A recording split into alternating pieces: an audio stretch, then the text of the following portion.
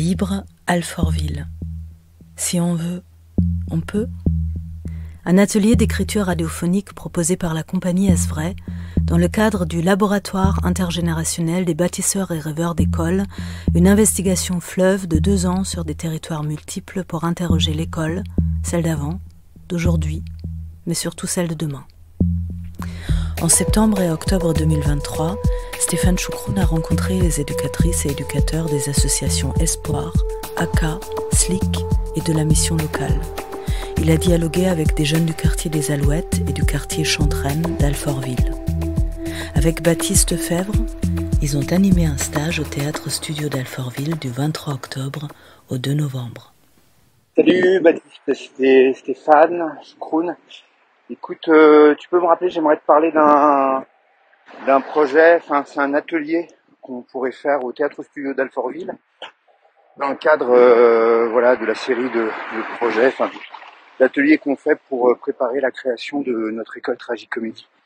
Et donc on fait plein de podcasts, des perfs et tout ça, et là ça serait un podcast qu'on devrait faire avec des décrocheurs de la ville d'Alfortville. Mais le mieux c'est que, rappelle-moi, puis comme ça on en parle. Je t'embrasse, j'espère que tu vas bien, ciao. C'est moi, Baptiste. Je me suis formé à l'école supérieure d'art dramatique de Paris. C'est là que j'ai rencontré Stéphane. J'ai écouté le message de Stéphane, je me suis dit pourquoi pas. Sortir du théâtre, rencontrer des jeunes de banlieue parisienne, écouter, recueillir leurs paroles, être attentif aux mots, aux signes, être sur le terrain, faire des connexions. Une partie de moi rêve encore d'être sociologue, c'est pour ça que j'ai accepté. J'ai pas grandi à Paris, j'ai grandi à Saint-Cel-et-Rouvray, dans le Morvan, en Bourgogne, un petit village d'une centaine d'habitants. Presque toute ma famille est encore là-bas, sauf moi. Là-bas, pas de théâtre, pas de cinéma, pas de café, pas de MJC. Mais il y a un club de foot, à La Roche-en-Brenil. Et un maxi-marché à 3 km. Et des vaches, des charolaises, et des céréales. Ça, c'était la vue depuis ma chambre d'enfant, un champ et des vaches. 1h30 de bus jusqu'à Dijon, 2h40 de TER jusqu'à la gare de Lyon et après la ligne 8 jusqu'à Alfortville. Ça me laisse le temps pour cogiter. Comment je me retrouve à faire ça ? Jouer dans des spectacles, animer des ateliers ? Mes perspectives d'avenir auraient pu se résumer à l'usine où mes parents ont travaillé. Ou alors être prof, j'étais bon à l'école. J'arrive dans le quartier du théâtre. Le boulevard, les petites maisons, plutôt quartier résidentiel. Les grands ensembles que j'avais vus à la télé en photo. Le béton des banlieues. Quel impact ça a vraiment sur les gens ? Je m'installe dans le bar du théâtre. Ambiance Brooklyn, murs décrépits retravaillés, béton ciré, grande table en bois brut, un peu de métal. On dirait l'usine, mais pas vraiment. Je m'installe. Stéphane est déjà là avec l'enregistreur, le zoom. Au bout d'une demi-heure, 2 ados arrivent. C'est une idée que j'ai eue depuis super longtemps, j'ai vu que je pouvais aller en bac en seconde générale. Du coup, je me suis dit que je vais commencer par un CAP. Après, je vais partir en bac technologique ST2S. Et après, partir en BTS ABM, analyse biologie médicale. Et après, pour continuer en études de médecine. J'ai eu une année de 3e très compliquée, j'ai eu des problèmes personnels. C'est-à-dire que j'allais pas beaucoup en cours. C'est-à-dire que pour une générale, c'était mort. Une pro, c'était les limites. Et moi, je voulais faire une alternance en petite enfance. Et vu que j'étais trop jeune et qu'on m'a mal orientée, on m'a dit que c'était possible à 15 ans alors que non. Vu que je suis une fin d'année, elle m'a dit oui, t'inquiète pas, à la fin de l'année, c'est possible, tu pourras faire ton alternance. C'est-à-dire que moi, j'ai cherché toute l'année. Fin de compte, j'ai rien eu. On me faisait que de me refuser. Et elle m'a dit, en juillet, elle a appelé ma mère pour lui dire oui, on n'a pas de lycée pour Charlize. J'ai pas vu qu'elle avait pas l'âge. Donc, elle n'a pas de lycée pour la rentrée. C'est-à-dire que du coup, début septembre, j'avais rien. Et la mère, elle se vénère un peu parce que son but à la conservatation, c'est de m'orienter. Et à la fin de l'année, d'avoir un lycée. Mais là, elle m'a orientée dans un truc où je pouvais pas le faire. Et dès le début, elle savait. Donc la mère, elle s'est un peu énervée, vu qu'elle lui a dit à la fin, comment on fait du coup pour Charlize ? Ma mère, elle m'a dit, bah, c'est votre boulot, genre. C'est pas le mien. La conseillère d'orientation. Je me souviens même pas en avoir vu au collège. Moi, seulement avoir rempli un questionnaire, et selon le nombre de ronds, de triangles ou de carrés, tu étais censé y voir plus clair. Si je me souviens bien, moi j'étais dans la case découverte et entraide.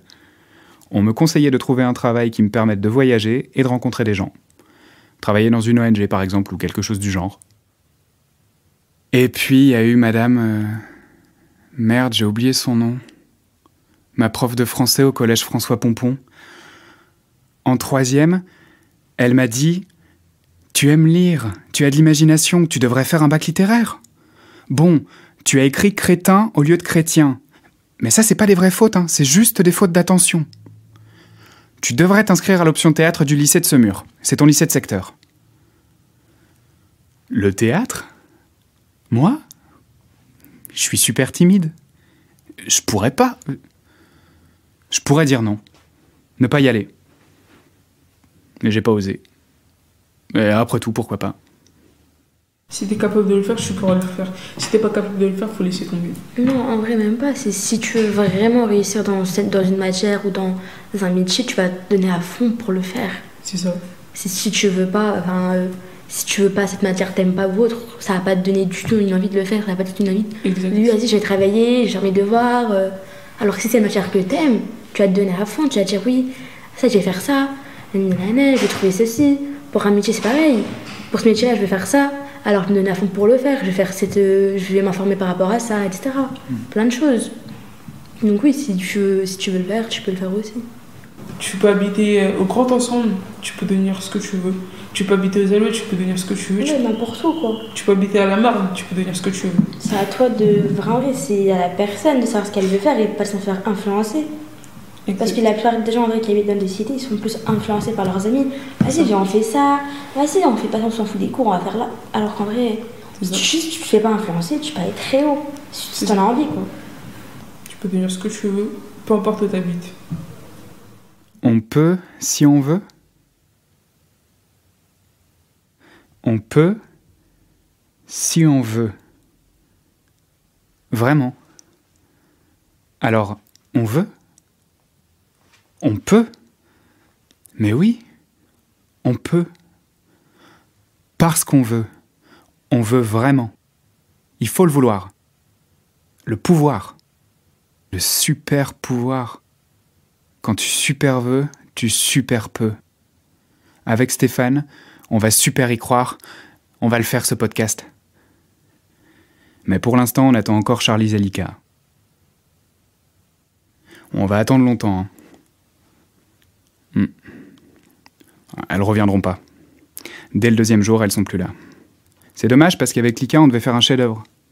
Son chef-d'œuvre à elle. Lika, elle est en lycée pro et maintenant, en lycée pro, il doit faire des chefs-d'œuvre, comme chez les compagnons, les ouvriers de France. Passer d'un coup du statut d'apprenti à celui de maître. Ça peut faire peur. C'est peut-être pour ça qu'elles sont pas revenues. Et ouais, nous, en fait, ce qu'on se demandait, c'est... Enfin, je sais pas si t'as des éléments de réponse, mais... pourquoi Pourquoi ils sont pas là ? Ouais. Enfin, qu'est-ce qui fait qu'ils ont pas envie, en fait ? Enfin... Honnêtement, je sais pas. Après, moi, quand je suis arrivé, on m'a toujours prévenu que du coup, les motiver sur une tâche ou sur un truc, c'était compliqué. Vraiment, fallait y aller mollo. Et surtout, fallait le faire... fallait pas se sentir frustré quand le projet venait de nous. Quand le projet vient d'eux, on travaille avec ce qui nous amène. Et des fois, ils nous disent qu'ils ont un projet, on veut aller escalader une montagne, ok. Mais en fait, ils vont jamais l'escalader, la montagne. Nous, on va les accompagner dans l'élaboration de ce projet-là. Et en fait, c'est pendant l'élaboration du projet qu'on aura de la matière pour travailler avec eux. C'est ce qu'ils vont nous amener pendant cette élaboration-là. Des éléments de leur famille, où ils en sont dans leur parcours scolaire, professionnel, quels sont leurs projets. C'est des choses qu'on va avoir, on aura ces informations-là pendant l'élaboration du projet. C'est ça qu'on va travailler au final. Mais la montagne, on sait qu'ils vont jamais la gravir. Ils y vont jamais. Mais ça arrive que quand eux ils emmènent un projet, ça arrive qu'ils se motivent à aller jusqu'au bout. Enfin, tout se fait avec eux. Donc si on voit qu'ils sont pas motivés, qu'il y en a 2 qui viennent pas, etc., on dit hop, on repousse. Jusqu'à ce que vous soyez motivés et qu'on voit que vous êtes régulier dans les rendez-vous. Mais le fait de sortir de leur zone de confort, pourtant 2 Alouettes à notre local, il n'y a pas très très grosse distance, c'était compliqué pour eux. Et on s'est posé la question de est-ce que c'était pas aussi ça? Et quand tu te rends compte que concrètement, il y a un paquet d'étapes avant d'arriver au rêve, tu... T'as tendance peut-être à baisser les bras, ou oui, ouais. Quelle rêve ils ont aussi quand ils grandissent là, et je sais pas, est-ce que c'est des choses dont ils vous font part de... Nous, on a même des jeunes qui nous disent clairement, j'ai pas d'ambition. Et moi, ça m'inquiète.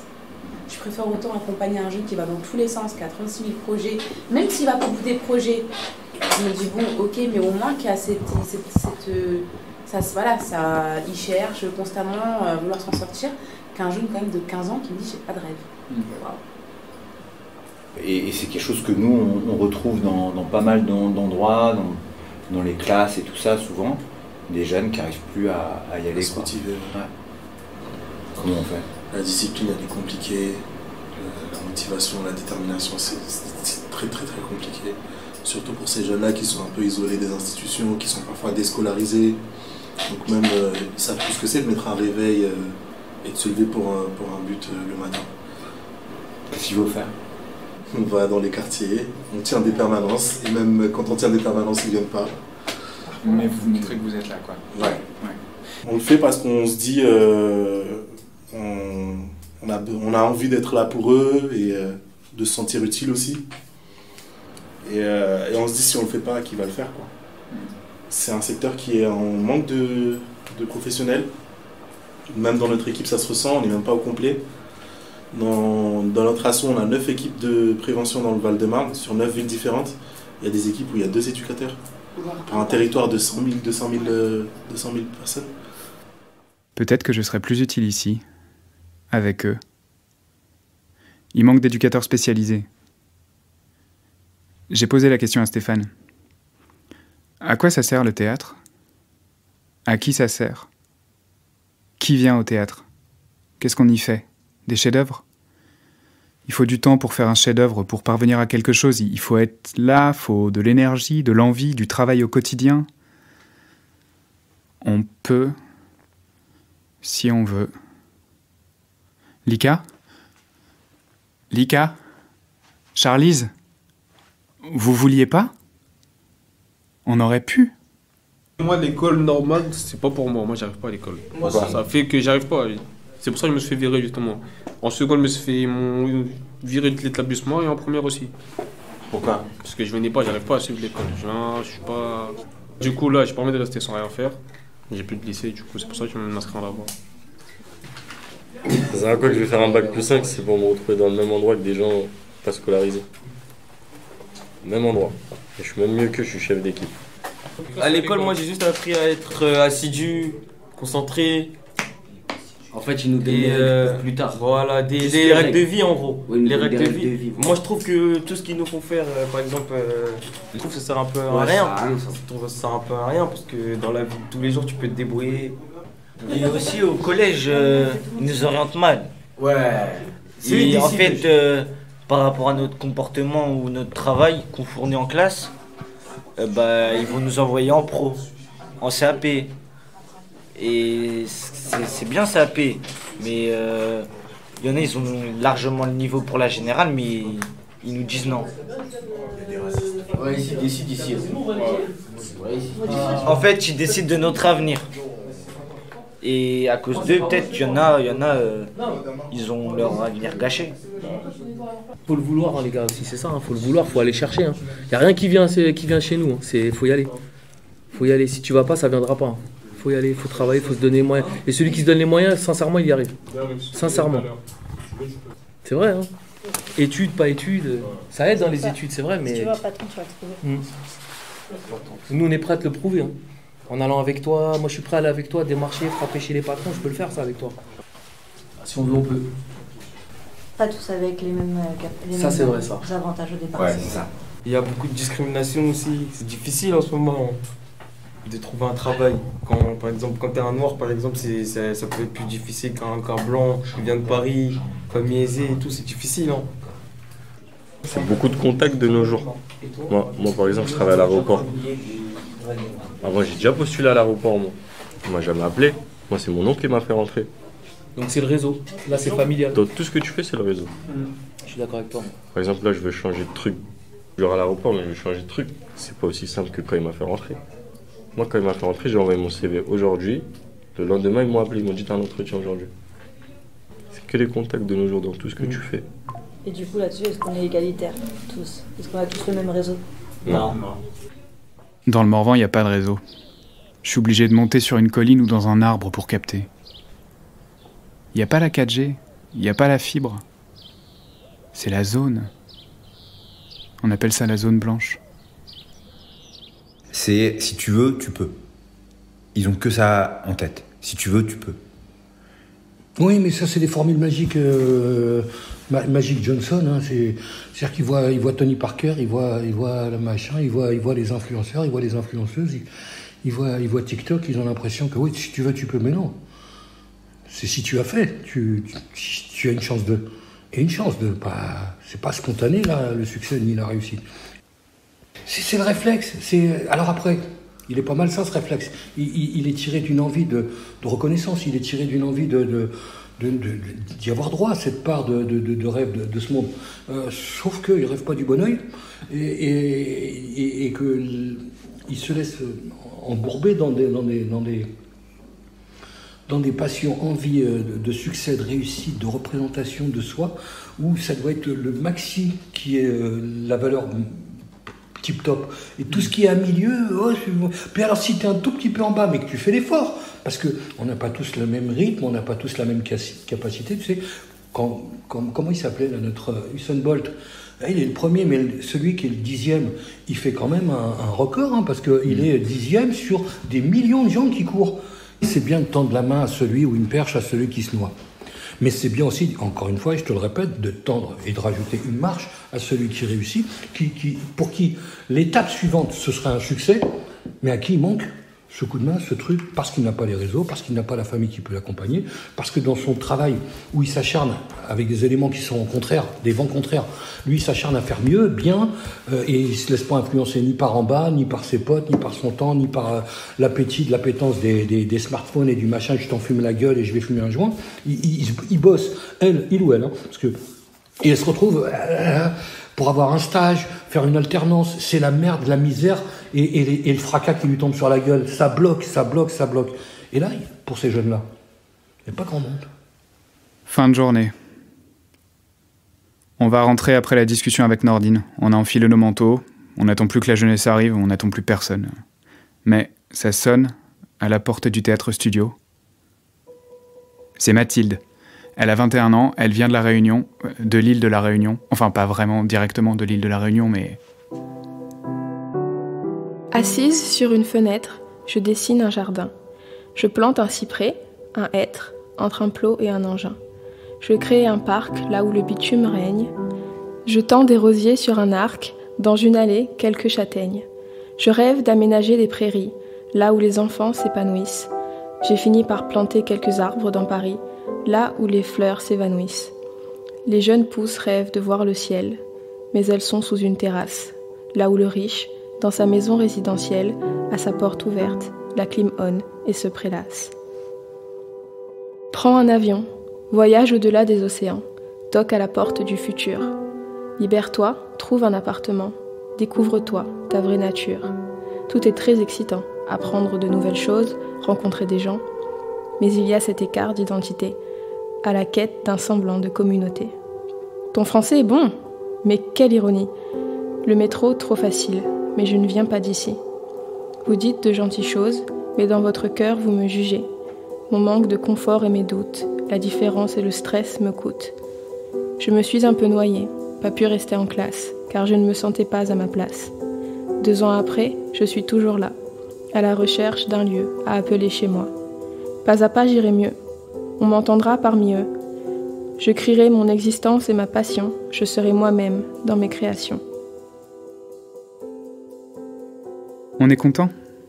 On est sauvé ? Il suffisait qu'une personne vienne. Revienne. Mathilde, elle est sortie de chez elle, elle s'est déplacée. Il suffirait peut-être juste de ça. Sortir. La stagnation. Quand on a grandi en face d'une mare, on sait que l'eau stagnante, c'est jamais bon. Il faut aller voir les sources vives, aller grimper les massifs rocheux, aller voir ailleurs comment ça pousse. Comment ça se passe pas forcément comme on se l'imagine. Comment c'est pas forcément la violence des cités, comment c'est pas forcément la rudesse et la bêtise des campagnes. Comment c'est juste de l'inconnu. Le public féminin, c'est quand même un public où il y a encore beaucoup d'enjeux sur les quartiers. Elles sont encore sous la surveillance des frères, des sœurs, des tantes, des oncles, des parents, voilà. Elles sont encore l'objet de beaucoup d'enjeux sur les quartiers. Nous, les jeunes filles qu'on voit qui j'ai envie de dire, se libèrent de ça, c'est les filles qui souvent sortent du quartier. Elles vont s'installer ailleurs. En fait, il faut voir le quartier comme un petit village, où en fait tout le monde surveille tout le monde. Voilà. Et tout le monde sait tout sur tout le monde. Du coup, si par exemple, toi, t'as ta sœur qui va fréquenter un jeune, t'as un tel qui va dire « Tiens, j'ai vu ta sœur avec un tel ». Et en fait, t'as le poids de la communauté qui est là. Ce qui a changé aussi beaucoup, c'est l'individualisme. Les gens sont tellement pris dans des préoccupations quotidiennes, des familles qui travaillent non-stop, des parents, et du coup qui prennent jamais du temps avec leurs enfants. Il y a des parents qui sont tellement dans le quotidien qu'en fait ils passent jamais de bons moments avec leurs enfants. C'est soit de la réprimande, soit des tâches à faire, mais un moment de détente avec ses enfants, non. Et après il y a quelque chose qui a changé aussi, c'est le rapport des plus grands avec les plus jeunes. Nous il y a des années de ça, il y avait quand même une bienveillance des plus grands, qu'on pouvait appeler grands frères, qui n'utilisaient pas les petits. Aujourd'hui, un peu partout, tu vois que les petits sont utilisés par les plus grands. Voilà, ça c'est quelque chose qu'on remarque un peu partout. Et il y a aussi le manque de, pas de solidarité, mais de structures ou d'associations qui se mettent en place. Par exemple, les amicales de locataires, il y en a de moins en moins. Alors que ça servait à la défense des locataires, mais aussi elles animaient des choses sur les quartiers. Il y avait de l'éducation populaire que nous on a connue par exemple, il y en a beaucoup moins. Tu as eu les syndicats aussi, il y a des syndicats qui étaient implantés sur des quartiers, des banlieues, où ils avaient une forte emprise, et où ils mettaient en place des choses, mais voilà, des super pour les vacances, ils faisaient des animations de quartier, comment on appelle ça, des voyages, ils organisaient mais même tout simplement des fêtes de quartier, tu sais, avec des courses en sac, des olympiades, des choses comme ça, des balles populaires avec barbecue, des choses comme ça. Ce que font encore un petit peu les écoles primaires en fin d'année. Ouais, c'est ça. Et ben il y avait un lien, mais en fait il y avait un lien fort qui était au quotidien. Et après il y a aussi l'arrivée d'Internet et des réseaux sociaux. C'est une nouvelle dimension. C'est bien parce que je trouve qu'ils développent des compétences, mais ça les rend des fois un peu difficiles à capter physiquement. Ils vont être sur les réseaux, ils vont avoir l'impression d'être en lien avec plein de monde, mais finalement, physiquement, après, dehors, ils sont tout seuls. C'est quoi le proverbe? L'adage, c'est il faut tout un village pour élever un enfant. C'est ça. Ouais. Et aujourd'hui, voilà, c'est quoi le village aujourd'hui? Eh ben, le village aujourd'hui, moi je dirais que par exemple, nous dans notre secteur, le village, c'est tous les professionnels, mais aussi la famille qui vont graviter autour de l'enfant. Tu vois, nous on peut pas travailler seul. Par exemple, nous on a des situations où tu as des jeunes qui ont multiples problématiques. Ça peut être de la psychiatrie, ça peut être de l'hébergement, de l'emploi, des papiers. Et en fait, ils ont plusieurs repères. C'est-à-dire que dans leur parcours quotidien, s'il a rendez-vous à la mission locale, et ben après son rendez-vous, il va passer nous voir. Et ça fait partir de son parcours. C'est-à-dire qu'il y a un réseau qui est constitué autour de lui de professionnels qui vont baliser un petit peu son parcours et que vont lui permettre de grandir dans un environnement sécurisé, mais qui va en même temps essayer de le rendre le plus autonome possible. Il faudrait que l'école sorte et aille sur les quartiers où vivent ses enfants. Tu vois, il faudrait faire la démarche inverse. C'est-à-dire qu'au lieu d'essayer de ramener les parents à l'école, il faudrait déjà que les enseignants aillent à la rencontre des parents là où ils vivent. Pour se réconcilier, parce que entre ceux qui parlent pas la langue, entre ceux qui ont 2 boulots, et entre ceux qui sont fâchés avec l'école parce qu'ils ont une scolarité difficile, c'est-à-dire quand tu as été fâché avec l'école et que tu reçois un mot sur le carnet ou sur Pronote ou le NT là, eh ben, tu as l'impression qu'on te parle de toi et parle de ton gamin. Du coup, c'est difficile d'y aller. Par contre, si les enseignants faisaient la démarche d'aller sur les quartiers, de faire des choses, alors peut-être passer par des choses un peu ludiques, conviviales au départ. Et puis après, une fois que les liens sont créés, une fois que, on va dire, cette méfiance, elle est tombée, peut-être que là, ouais, les gens viendront plus facilement dans les écoles. C'est la voix de Mohamed. Je ne l'ai jamais rencontré. C'est Stéphane qui lui a parlé. Moi, je l'imagine. Mohamed dirige l'association Espoir. Lui et une équipe d'éducateurs spécialisés, ils vont à la rencontre des jeunes qui traînent au bas des blocs tous les jours. Ils leur proposent de l'aide dans leur démarche. Ils leur proposent de discuter un peu, savoir comment ça va. En quoi consiste leur travail ? À parler, à les faire parler, à leur donner de l'espoir. De tous les endroits où j'ai été, je suis jamais parti. Non. De tous les endroits où j'ai été, je suis parti très vite. Parce que je n'ai pas eu envie de croupir à mon âge dans une étroite et stupide vie de bureau. Même si les bureaux en question étaient de l'avis de tout le monde ce qu'il y avait de plus relevé dans le genre. Des bureaux de banque, par exemple. Cela dit, on ne m'a jamais chassé de nulle part. C'est toujours moi qui suis parti, par pur plaisir de partir. Avant de commencer l'atelier, j'ai lu Les Enfants de Tanner de Robert Walser. Moi aussi, j'ai souvent voulu partir très vite. Souvent, je l'ai fait. Souvent, j'ai abandonné des chemins faciles, la promesse du succès. Ça m'aurait tué si j'étais resté. Est-ce que c'était une fausse excuse ? J'ai eu un premier aperçu du métier quand j'étais enfant, parce que je voyais les éducateurs dans le quartier, depuis ma fenêtre. Je les voyais intervenir à mon échelle, qu'est-ce que je peux faire ? Et finalement, m'engager dans un métier du social, c'était un bon moyen de venir participer, apporter ma pierre à cette construction de la société. Moi, je suis pas enseignante, je viens pas leur apprendre un savoir concret, mais après, c'est une ouverture d'esprit qu'on essaye de leur apporter, de découvrir peut-être des activités qu'ils connaissent pas, ou alors et après, parfois, c'est à travers les échanges, on va souvent chercher, on va questionner, on va chercher à creuser toujours plus. Le but, c'est pas d'être intrusif, c'est même pas nous, à la limite, c'est pas forcément que le jeune il nous donne la réponse, c'est que lui, il la trouve pour lui-même et qu'il puisse l'utiliser comme une ressource. Il y a ce qu'on appelle la maïotique, qui est une méthode de questionnement, en fait, de dire on donne pas une réponse toute faite qui serait assénée comme une vérité absolue.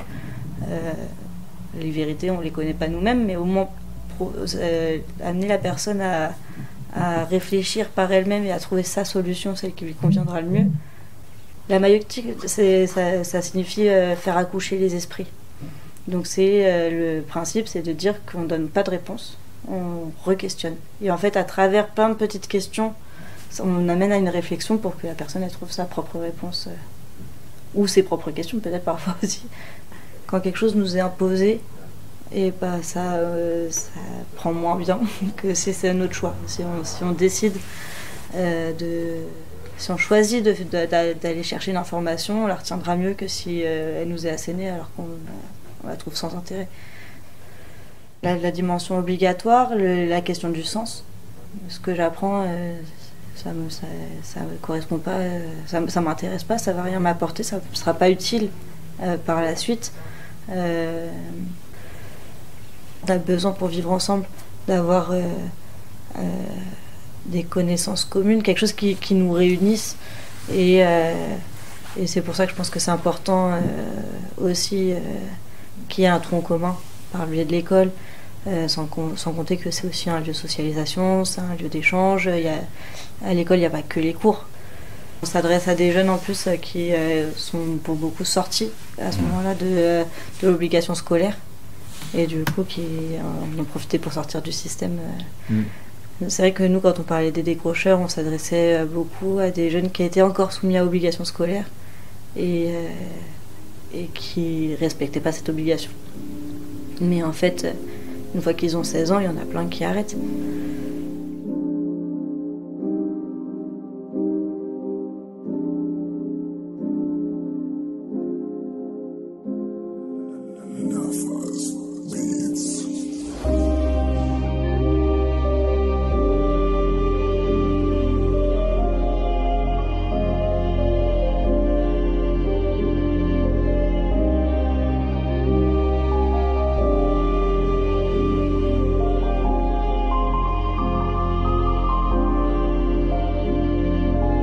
souris un peu l'ancien. Ouais, je pose ton téléphone et me raconte pas tes anecdotes. J'ai préféré stopper l'école en full under, aucun amour. Je veux des sous à la mort et je veux aussi que ma mère soit fière de son seul fils, faut que j'élabore. Un plan pour quitter tout. C'est soit je la joue en mec connaître, ça résout tout. Ou soit je la joue en mode rat de pie, gros. Quelques pensées macabres, mais ça sera qui tout doux.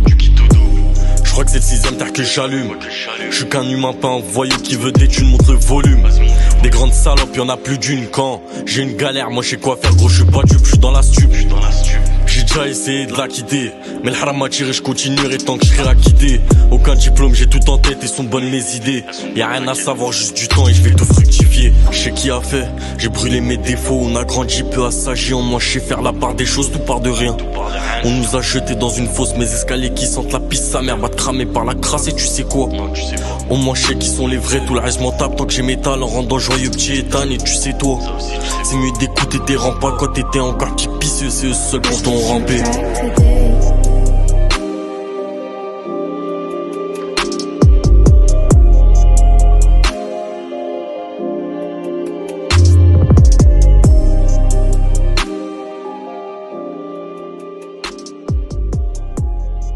J'écoute le rap de Hamza que Stéphane a enregistré dans le quartier. Je veux rentrer. Je suis fatigué. J'ai eu de la chance. Une chance inouïe. De grandir avec mes 2 parents, d'ouvrir la fenêtre et d'entendre les oiseaux chanter, de voir les arbres fleurir, le paysage changer 4 fois dans l'année. De pouvoir être seul dans ma chambre, ou d'aller marcher dans la forêt. De pas me poser de questions d'argent jusqu'à mes 18 ans. D'avoir une enfance préservée. Un horizon ouvert. Je me souviens que quand j'étais étudiant, j'ai eu une conversation avec un ami qui avait grandi dans un quartier périphérique de la ville, dans une tour. Une de mes premières questions, ça a été « Comment tu grandis quand t'as jamais vu la ligne d'horizon ?» Il a dû trouver ma question stupide. Il a ri. Différentes saisons et températures, s'adapter est une torture. Faites-moi sortir et essayer de nouvelles choses. Je veux m'épanouir comme une rose. Balade en scooter à travers la nuit, comme dans les films où l'on voit Paris. Grands parcs, musées et trains, ils sont bruyants tous ces engins. Bientôt, la mer te manquera. Les montagnes, le ciel, ta famille, les repas. La chaleur du soleil, la puissance des cyclones, et tes amis qui te font rire comme personne. Il ne te manque pas qu'une maison, mais toute une vie et ton horizon. Tu as perdu un sentiment familier car ici, l'hiver, tout est gelé. Cherche des repères parmi tes amis, mais il y a les cours, déplacements et changements, de la fumée dans l'air, de nombreux passants qui courent à droite à gauche sans perdre de temps. Tant que je finis esselé, avec mon chat, un livre et du thé. Je bois ma tasse et traverse l'hiver, jusqu'à ce que le ciel ne soit plus couvert.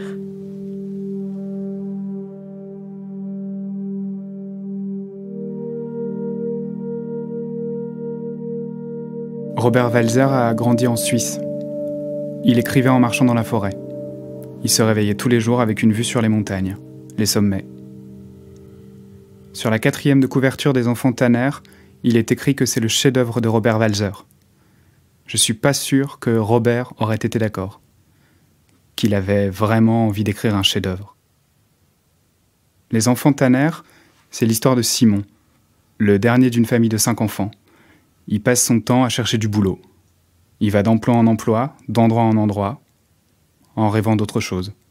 J'aime créer, j'aime toucher à tous les domaines en fait. J'ai touché à la musique, j'ai fait du violon pendant 7 ans, j'ai touché au chant, j'étais dans la chorale de l'église, dans la chorale de mon école de musique, etc. J'ai touché au sport, j'ai touché principalement au dessin et tout ce qui est création. Et depuis petite, en fait, je fais du jardinage avec mes grands-parents.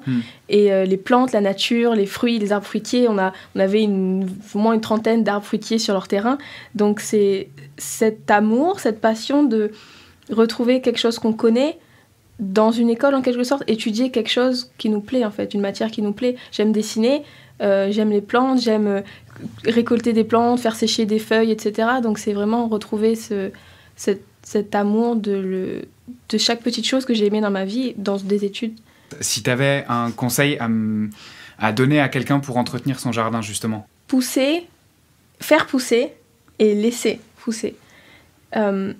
Dans le jardin de mes grands-parents, par exemple, il y a beaucoup d'arbres qui ont été apportés au jardin. Il y a des arbres endémiques, les manguiers, les pieds de litchi, enfin non des pieds de litchi, mais les arbres à litchi. Mais il y a des cerisiers qui ont été ramenés, cerisiers de Madagascar, des cerises de Chine, je crois, du Japon. Il y a des mûriers qui ont été apportés, il y a des caramboles, des fruits en forme d'étoile. Donc c'est vraiment trouver un endroit qui plaît à la plante. C'est vraiment se renseigner en fait sur...